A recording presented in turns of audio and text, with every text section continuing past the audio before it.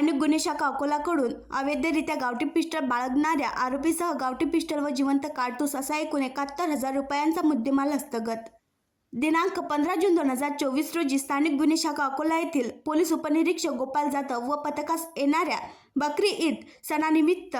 अवैध धंद्यावर कारवाई करण्याबाबत पोलीस निरीक्षक श्री शंकर शेळके यांनी आदेशित केले असता पथके बाळापूर उपविभागात अवैध धंद्यांवर रेड करणे पेट्रोलिंग करीत असता त्यांना गोपनीय माहिती प्राप्त झाली की एक इसम हा उरड हद्दीतील कवठा गावाच्या जवळ त्याच्या ताब्यात गावठी पिस्टल बाळगून आहे. अशा मिळालेल्या माहितीवरून पथकाने माहितीचे गांभीर्य पाहून सापळा रचून गावठी पिस्टल बाळगणाऱ्या इसमास शिताफीने ताब्यात घेऊन आरोपी नामे रघुवीर तेलंग सिंग चौहान वय 30 वर्ष राहणार फुकटपुरा जलाराम मंदिर जवळ जळगाव जामोद जिल्हा बुलढाणा याच्या जवळील एक गावठी पिस्टल 5 जिवंत काडतूस त्याच्याकडील वाहन व इतर साहित्य असा एकूण 71,000 रुपयांचा मुद्देमाल जप्त करून आरोपी विरुद्ध कलम 325 आर्मॅटसह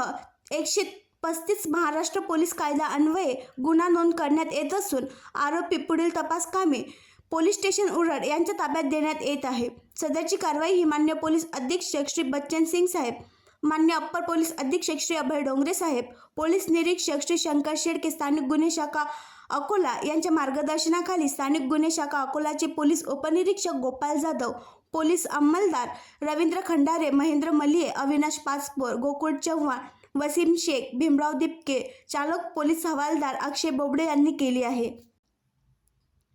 आणखी नवीन व्हिडिओ पाहण्यासाठी आमच्या देशमुख एक्सप्रेस न्यूज चॅनलला सबस्क्राईब करा, लाईक करा आणि शेअर करा.